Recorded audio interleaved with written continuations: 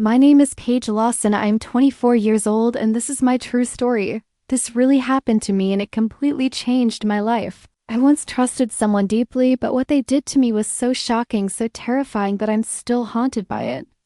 Today, I want you to know how betrayal can come from the people you love the most. What started as something small soon turned into a nightmare. I never imagined. You're about to hear how one rideshare ride I thought would be ordinary turned into a life-altering horror. I could never escape how trust and a friendly smile turned into pure terror, and how I learned the darkest truth about the person behind the wheel. If you really want to know how it all happened, then stay with me till the very end, because my story will leave you speechless. Don't forget to like, share, and subscribe, and remember this story is written and edited by Dark Life. Side Diaries. I never liked taking rides at night, but on that evening I didn't have much of a choice. My car had broken down earlier in the day, and I had to work late at the cafe where I was covering for a sick coworker, so by the time I clocked out it was past midnight. The streets were quiet, and I remember clutching my phone tightly as I ordered a rideshare, staring nervously at the dark glass window reflecting my own tired face, when the app confirmed a driver named Ethan was just 3 minutes away driving a black sedan, and at that moment I felt relief that I wouldn't have to walk home alone. I had no idea that relief would soon turn into a terror I couldn't even put into words, because what began as an ordinary ride would unravel into something I never imagined, something so sinister that I'm still afraid. Whenever I hear the sound of tires on pavement at night, I got into the back seat, and the driver greeted me with a warm smile, his voice calm and friendly as he asked if Paige was the right passenger. I nodded and buckled up, trying not to look as nervous as I felt, but immediately there was something strange. He didn't start driving right away. Instead, he looked at me through the rearview mirror and asked how my night was going. I forced a polite smile and said it had been long, that I was just tired and ready to go home, but something about the way his eyes lingered on me in the mirror made my stomach tighten, like he wasn't just making small talk, like he was studying me, memorizing me. And though I brushed it off at the time, I would later realize that was the moment everything shifted from normal to dangerous. As the car moved through the empty streets, I noticed he wasn't following the route on the app exactly. The blue GPS line was on one street, but he took another. When I asked him about it, he laughed and said he knew a shortcut, that the app always sent drivers the long way, but something about his tone didn't feel right. It wasn't casual, it was too smooth, too rehearsed, and though part of me wanted to tell him to just follow the app, another part of me didn't want to sound rude or paranoid, so I kept quiet, staring at the glowing map on my phone, pretending not to panic as I noticed we were heading farther and farther from the familiar streets I knew so well. The air inside the car felt heavier the longer I sat there. I noticed how he adjusted the rearview mirror again and again to watch me, and every time our eyes met, I quickly looked away, feeling a cold shiver creep down my spine. I could hear my own heartbeat in my ears, but still I told myself I was overthinking, that maybe he really did know a faster way. But then his questions started, personal ones. Too personal, like if I lived alone, if I had a boyfriend, if my family lived nearby, and the way he smiled after each question made my skin crawl, because it wasn't friendly curiosity. It was something darker, something hungry. Like he was cataloging every answer, every weakness, and in that moment my instincts screamed at me that I wasn't safe. I gripped my phone tighter and tried to text a friend, but his voice suddenly cut through the silence, sharp and unsettling, asking me if I trusted him, and I froze, staring at his reflection in the mirror, his smile twisting into something almost mocking as he repeated the question slower. "Do you trust me, Paige?" My throat felt dry, my body stiff. I forced out a shaky yes, because I was too scared to say no, and he chuckled softly, turning down a darker road where the streetlights barely worked, the shadows of the trees swallowing the car, making it feel like we were driving straight into a void. My mind raced with escape plans. Should I open the door and jump out while the car slowed at the next stop? Son, should I call 911 and hope he didn't see? Should I scream and hope someone heard? But before I could act, he suddenly started talking about how unfair the world was, how people didn't appreciate good men anymore, how women were cruel and ungrateful, his voice growing more agitated with every word, and I sat frozen in the back seat, realizing I wasn't just in the car with a driver, I was trapped with someone who was unraveling, someone whose calm mask was slipping to reveal the storm underneath. My pulse pounded in my temples as the car sped up the dark road, stretching endlessly ahead, and I pressed myself against the door, my hand hovering over the handle, debating if I had the courage to leap out at full speed. But then he suddenly slammed on the brakes, the car screeching to a halt in the middle of nowhere, and before I could even process what was happening. He slowly turned his head toward me, his smile gone, his eyes hollow and cold, and in that chilling silence he whispered, "This is where it really begins." The moment those words left his mouth, "This is where it really begins," I felt the bottom of my stomach drop like I had just stepped off a cliff, my throat tightening so badly I could barely breathe, and the silence inside the car became suffocating as the night outside pressed in through the windows, the trees looming like twisted shadows watching me. I tried to steady my voice and ask what he meant, but he didn't answer right away. He just kept staring at me through the rearview mirror, his pale face lit faintly by the dashboard lights, his eyes unblinking, and when he finally spoke, his voice was so calm it was more terrifying than if he had yelled. He told me that women like me never listened, never understood that he had been waiting for someone like me to finally see him, and every word made me feel like my body was sinking deeper into fear. I realized then this wasn't about money or robbery. It wasn't random. There was something deeply personal in his tone, like he had chosen me, like he had been preparing for this moment long before I ever stepped into his car. My hands trembled as I discreetly opened my Rideshare app to hit the emergency button, but he must have noticed my movement in the reflection because suddenly he leaned over and hit the lock button. Every door in the car clicked shut at once, and my heart merely stopped, the sound echoing like a final seal of my fate, and he whispered, "There's no running now, Paige." I swallowed hard, my mind screaming at me to think, to act, but my body felt frozen. I forced a shaky laugh and told him he was scaring me, that maybe we should just head back to my apartment.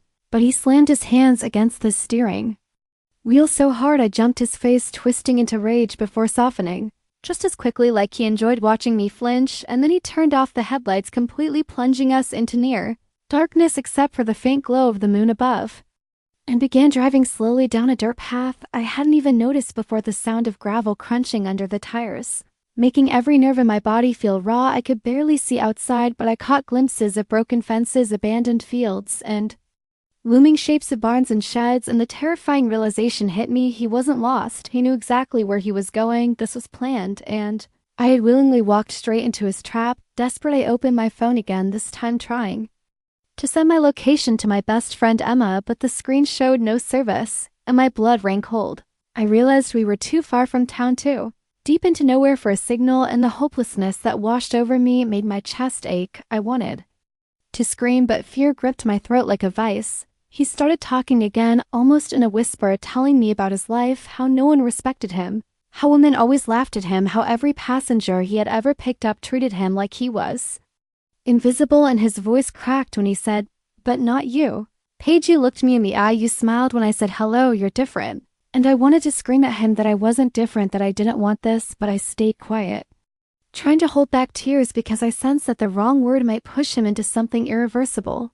After what felt like an eternity, the car rolled to a stop in front of an old farmhouse, its windows dark, its paint peeling, and the surrounding yard filled with rusted machinery and broken furniture. The air was so still it felt like the entire world was holding its breath. He turned to me and in the most chillingly casual tone he said, "We're here," like he was dropping me off at home, like this was all normal, but my inside screamed that this was the place where my life could end. My fingers clawed at the door handle, pulling and yanking even though I knew it was locked, panic flooding my veins, but before I could think of another move, he reached slowly under his seat and pulled something out. I couldn't see clearly in the dark, but the metallic glint of it made my stomach lurch. It wasn't a gun.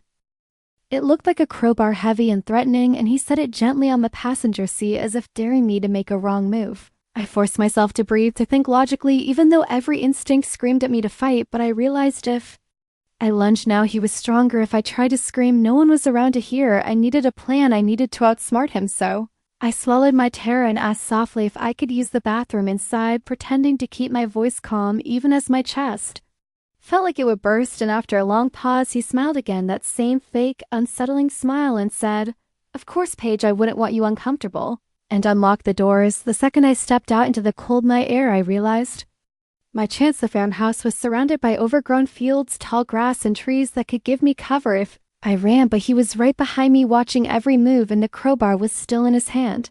So I walked carefully toward the porch, my heart hammering, calculating the exact moment I could break into a sprint, and then as he fumbled with the farmhouse door, I saw the dirt road stretching back toward the main road, faint lights in the far distance, and I knew it was my only hope. Without Another thought, I bolted, running faster than I ever had in my life, the gravel slicing into my shoes, the wind burning my lungs, and behind me, I heard him roar my name, the sound so primal it made my skin crawl, his footsteps pounding the earth as he chased me closer and closer until suddenly I tripped on something sharp and went sprawling into the dirt, my phone flying out of my hand into the darkness, and as I scrambled to get up, I felt his shadow fall over me, his breath hot and ragged. And the last thing I saw was the crowbar raised high above me as his voice hissed, "You can't run from me, Paige." The crowbar hung above me like a shadow, ready to crush my skull, my entire body frozen as if fear had locked me into place. I could hear his breath rasping like some animal closing in on its prey, and in that single second before he brought it down, instinct took over.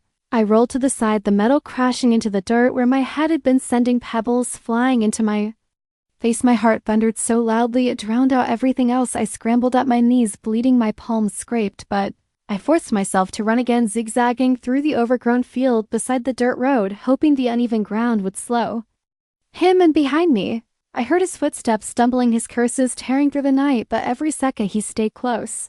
Every breath he took was right at my neck. I felt hunted in a way I had never known was possible, like I wasn't even human anymore, just prey. My eyes darted wildly through the darkness, looking for anything, any shed, any opening, any light, and then I saw a faint glow deeper in the field, maybe a small shack or an old storage shed, I didn't know, but I pushed my body toward it, lungs screaming, legs on fire, and when I reached the wooden structure, I threw myself inside and slammed the broken door shut, pressing my back against it, my chest heaving as I tried to silence my sobs. The shack smelled of mold and rot, cobwebs hanging from the corners, broken tools scattered across the floor and through the cracks in the wood. I could see his figure pacing outside, the crowbar glinting in his hand as he called my name in that twisted sing-song voice, "Paige, you can't hide forever," and every syllable made my blood turn to ice. I tried to call 911, but my phone was still somewhere in the dirt field, lost, useless, and I cursed myself for not holding onto it tighter, but I couldn't give up. I couldn't let him win, so I looked around desperately for anything I could use as a weapon, and my eyes landed on a rusted pitchfork leaning in the corner. The wood splintered, but the metal still sharp. I gripped it tightly, my hands shaking, and crouched in the darkness, waiting, praying he wouldn't find a way. And minutes felt like hours, the silence stretching so painfully, but I almost believed he had left. But then I heard it, the crunch of boots against gravel, slow and deliberate, circling the shack like a predator testing the cage, and then a sharp bang against the door that made me jump, the wood splintering slightly as he pressed his weight against it, laughing softly like this was all a game, and I realized with horror he was going to break. And he was enjoying dragging it out, savoring my terror. The door creaked, the hinges groaned, and then I heard him whisper through the crack, "Do you trust me now, Paige?" His voice low and mocking, and I had to bite my lip to stop from screaming. Because in that moment I knew if I made a sound, if I gave myself away, he would smash through and I would be done. I held the pitchfork tighter, my arms aching from how hard I was gripping it. And then suddenly the noise stopped, the silence pressing in so thick it felt unnatural. I strained to listen, but there was nothing, no footsteps, no breathing, just silence, and that was worse, so much worse, because it meant he was waiting, planning. Sweat dripped down my forehead as I pressed my ear to the wooden wall, and then without warning the window beside me shattered, glass exploding inward as his arm shot through, reaching, clawing for me, and I screamed despite myself, thrusting the pitchfork toward the arm, the rusted metal scraping across his skin, and his roar of pain shook the shack, his hand retreating, but the victory was short-lived because now his fury was real. His footsteps pounding as he circled to the door again, and I knew he wouldn't play anymore. He was coming for me. I backed into the farthest corner, my body trembling, and as the door splintered under his weight, I thought of my family, of my friends, of Emma, and how they might never know what happened to me, how I might just disappear into this night and become another unsolved story, and tears burned my eyes, but I forced myself to stand, to raise the pitchfork, because if this was where it ended, I wasn't going down without a fight. The wood cracked, the door burst inward, and there he was, his face twisted with rage, blood streaking down his arm from where I had cut him, his eyes wild and unhinged, and in that moment he didn't even look human anymore. He looked like pure madness given flesh, and he charged at me with the crowbar raised high, the sound of his footsteps pounding into my bones, and I screamed, thrusting the pitchfork forward with all the strength I had, aiming straight for his chest, but at the very last second he twisted, the sharp metal grazing his side instead of piercing, and the momentum threw me off balance, sending me crashing to the ground, the pitchfork clattering out of my hands. Before I could reach at his boot, slam down on it, snapping the wooden handle in half, and he leaned over me, his face inches from mine, the stench of sweat and blood filling my nostrils. His eyes blazing with fury and triumph, and he whispered, "You're mine now, Paige," before raising the crowbar again, and as the metal glinted in the faint moonlight, I realized with sickening dread that I was completely at his mercy and there was no one coming to save me. The crowbar gleamed above me like a death sentence, and in those endless seconds, I felt my entire life flash before my eyes, my childhood. Home, my mom's warm smile late night, talks with Emma, every small moment I had taken for granted because I never thought it could end this way, but then something inside me shifted. A raw primal force I didn't know I had, a survival instinct screaming louder than my fear, and as the crowbar began to descend, I rolled to the side again, my hand groping desperately across the dirt floor until I felt the jagged shard of broken glass from the window he had smashed earlier. I grabbed at the sharp edge, cutting into my palm, but I didn't care. I swung with every ounce of strength in me, slicing across his forearm, and his scream split the night, the crowbar falling from his grasp with a heavy thud. Adrenaline surged through me, numbing the pain in my body, and I scrambled for the crowbar, my fingers closing around its cold steel just as he lunged at me, his weight crashing into mine, pinning me down, his hands wrapping around my throat, squeezing so hard black dots swam in my vision, and I clawed at him, desperately gasping, my lungs burning, my body thrashing under his, but just before the darkness could consume me, I swung the crowbar upward blindly, the force of desperation guiding me, in it connected with his shoulder, the crack of bones so loud it echoed through the shack, his grip loosening just enough for me to push him off. I staggered to my feet, coughing, my throat raw, the crowbar still in my hands, and for a moment we both stared at each other, blood dripping from his arm, his eyes wide and crazed, and then he laughed, a sound so broken and manic it sent shivers crawling down my spine. He told me I couldn't kill him, that I was too weak, that women like me always broke when it mattered, and as he charged at me again, something inside me snapped. I thought of every woman who had ever been hurt, every victim who never made it home, and I raised the crowbar high and swung with all my strength, the impact connecting with his skull, the sound sickening, and his body crumpled to the floor motionless. My chest heaved as I stood over him, the crowbar trembling in my hands, waiting for him to move, to breathe, to lunge again, but he didn't. The only sound was the wind whistling through the cracks in the shack, and for a long moment, I just stood there shaking, unable to believe what had just happened, unable to believe I was still alive. My hands were slick with blood, my clothes torn, my body aching from every fall and blow, but I knew I couldn't stay. I couldn't risk him waking up, so I stumbled out of the shack into the night, every step agonizing, my legs threatening to give out, but I pushed forward, eyes fixed on the faint glow of distant headlights on the main road, each flicker of light like a promise of survival. The field stretched endlessly, but somehow I made it back to the dirt road, collapsing onto the gravel as a car approached, its beams blinding me, and I forced myself to wave my arms, praying they would stop, praying this wasn't another nightmare. The car screeched to a halt, and a woman jumped out, her voice frantic, as she rushed to me asking what happened, if I was okay, and I broke down sobbing, the words tumbling out in fragments. "Driver tried to kill me, Shack. Please help," and she wrapped a blanket from her backseat around me as she called 911. The police came, their sirens slicing through the night, and I watched as they stormed the shack, flashlights cutting through the darkness, and when they carried his body out, I felt both relief and terror. Relief that it was over, terror because his face still held that twisted smile even in unconsciousness. They told me later he had a record, multiple complaints from women who had ridden with him, but nothing had ever been done. The system had failed every one of them until me, until I fought back, and that thought haunted me, the idea that I was almost another forgotten story. In the days that followed, I couldn't sleep. Every time I closed my eyes, I saw his face, I heard his voice. I felt his hands tightening on my throat, but slowly I began to heal, therapy helping me untangle the trauma, friends surrounding me with love, Emma refusing to leave my side, and though the scars remain on my skin, on my soul, I refuse to let him take more from me than he already did. I tell my story now, not just to unburden myself, but to warn others, to remind every woman to trust her instincts, to never ignore that feeling in her gut, because sometimes danger wears a friendly smile and drives a clean car. Sometimes evil waits in the places we least expect. I am Paige Lawson, and I survived what was meant to destroy me, and though the memories still haunt me, I hold on to one truth: I'm not a victim. I'm a survivor. Thanks for watching and listening to my story. Please don't forget to like, share, and subscribe for more. Written and edited by Dark Lifeside Diaries.